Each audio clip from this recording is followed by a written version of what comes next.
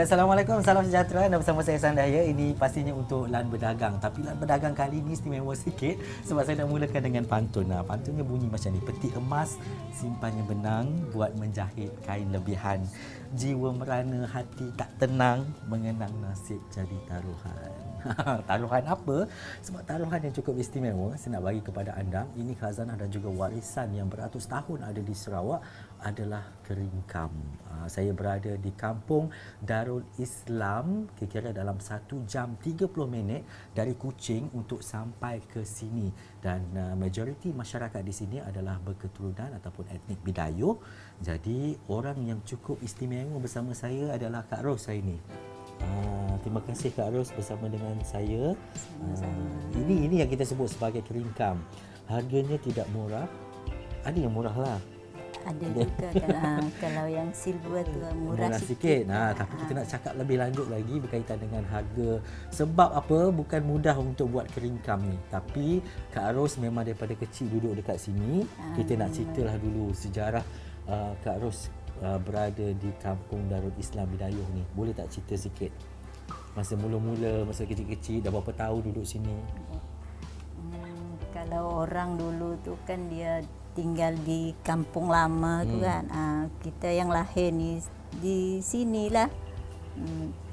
Jadi dulu masa kecil-kecil apa antara aktiviti yang selalu Kak Ros buat bersama dengan adik-beradik, saudara dan mungkin keluarga masa dekat kampung sini?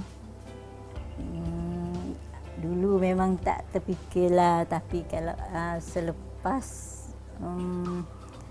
berkahwin ada minat sikit tu untuk jahitan.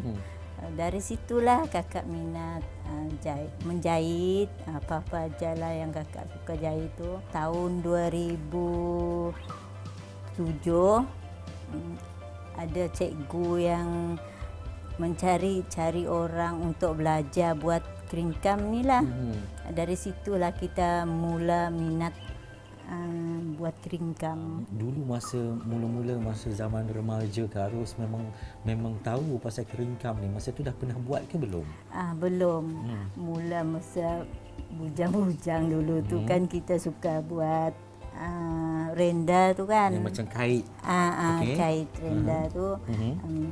Lepas tu ada rasa nak menjahit. Lepas tu ada lagi orang yang sudi juga suruh kita belajar ni kan. Itulah kakak sampai sekarang kan lebih fokus ke buat ni. Buat keringkam. Bermula dengan modal tak berapa lah. Tahun 2008 kita berhenti. Berhenti sekejap. Kakak dah fikir-fikir. Kan dia orang ni pun dah mahir juga buat. Dari situ kakak pun mula dah kumpul sedikit bajet tu untuk buat sikit-sikit lah dulu. Ada 3-4 orang. Sekarang dah hampir 10 orang lah bersama dengan Kak Ros. Yalah. Orang pakai untuk apa keringkam ni? Dulu-dulu lah. Dulu-dulu tu kan untuk majlis perkahwinan, lepas tu akad nikah, macam itulah. Dulu Kak Ros kahwin pakai keringkam tak? Tak. Sebab kakak pun belum pandai.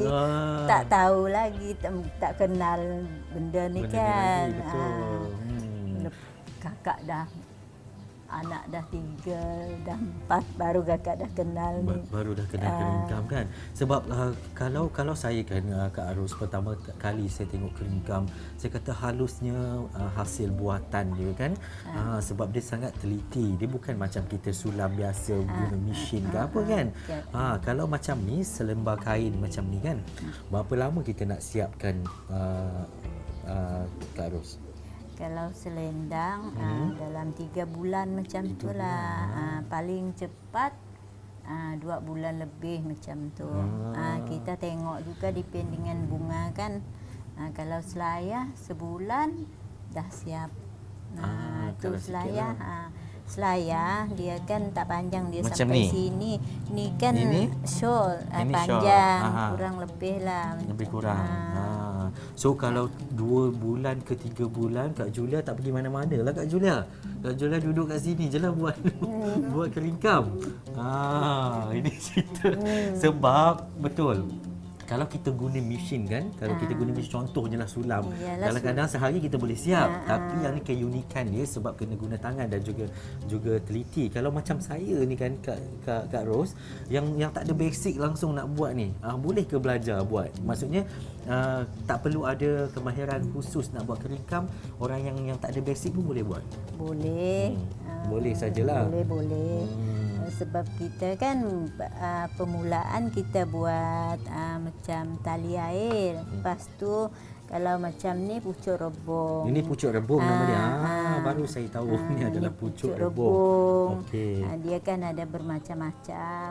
Pucuk rebung dia. Kalau yang ini kita panggil dia sebagai tabur. Tapuk pedada. Tapuk pedada. Ditabur-tabur, direnjis-renjis. Ini yang istimewa dia kan Kak Ros. Benang emas. Okey, benang emas yang khas untuk buat keringkam. Sebab apa kita tak boleh menggunakan benang sembarangan. Sebab nanti mungkin color dia akan turun ke, warna dia akan pudar. turun. Apa istimewanya benang ni Kak Ros? Benang emas pun ada grade-nya juga. Okay. Yang ni grade berapa? Yang ni 2 ni. Grade 2. Maksudnya yang grade 1 tu lagi bagus lah. Sebab dia kualiti dia kalau kena air dia tak berkarat. Kalau kita ni kan bermacam peluh kita tu kan. Dia boleh bertukar. Ini yang grade 1. Okey. Ya. Dia punya shining ataupun dia punya ni beza juga ke? Beza. Okey. Ada tak orang yang tiba-tiba kan kalau datang ataupun jumpa dengan Kak Ros, katanya dia nak seperti ini, dia nak bunga macam ni, ada juga? Memang kalau kita buat, kita ikut kemauan dia orang tu.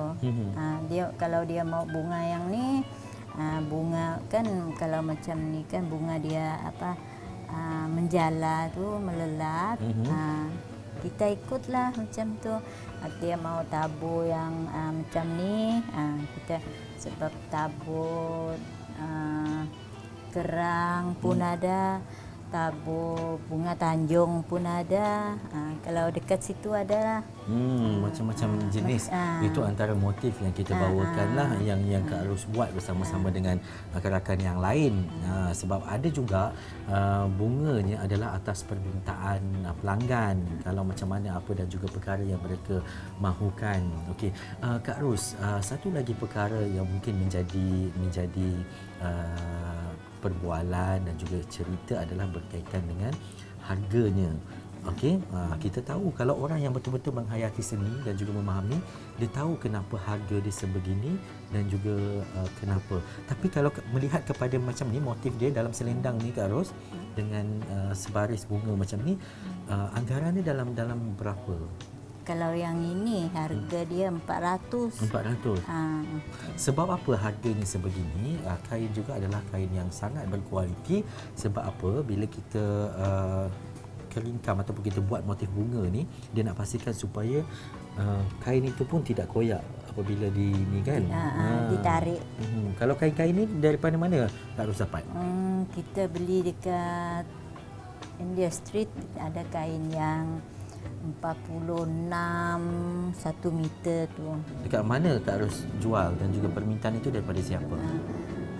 Sebelum ni kan kita buat peribadi tu kan, kita buat macam ada yang Mak Datin, Datuk, macam itulah.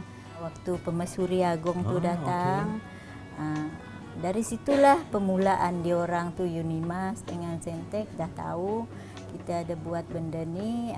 Diorang tu lah yang sokong kita lagi.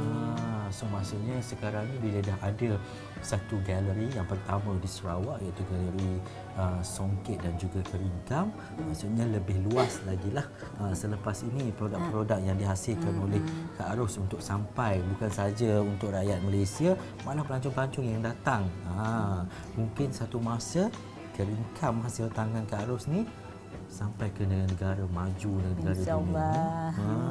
Akhir sekali, macam mana kita nak, macam mana Kak Ros nak memastikan bahawa selepas ini produk dan juga hasil keringkam ini yang diusahakan oleh Kak Ros bersama rakan dan juga mereka-mereka yang lain ini untuk terus dipasarkan lebih meluas. Ada tak perancangan daripada Kak Ros? Kalau perancangan tu memang ada lah. Kan sekarang pun kita dah dapat sokongan dari pihak Risda pun ada. Sebab dia orang pun ada tengah buat macam packaging dia tu, kotak dengan jenama kita lah, jenama tudung, macam tu. Sekarang tengah proses lah tu kakak. Terpaksalah jalan sini jalan tu kan, terus cari mana-mana pihak yang nak sokong lah tu. Baik, terima kasih Kak Ros dan juga semua yang ada dekat sini, masing-masing tengah tekun dan juga busy buat bunga keringkam ini, dan kami mendoakan agar Kak Ros terus sukses dan juga berjaya memartabatkan keringkam di persada antarabangsa. Amin amin ya rabbal alamin. Okey, terima kasih kepada anda yang menonton. Ini cerita keringkam, bukan cerita yang baru kita dengar, tapi baru kita memahami bagaimana tradisi dan juga bagaimana warisan dan juga khazanah ini harus dipelihara dan terus dipelihara untuk bumi Kenyalang, bumi Sarawak. Saya Ihsan Dahaya. Salam keringkam dari saya. Assalamualaikum dan jumpa lagi. Terima kasih Kak Ros. Sama-sama.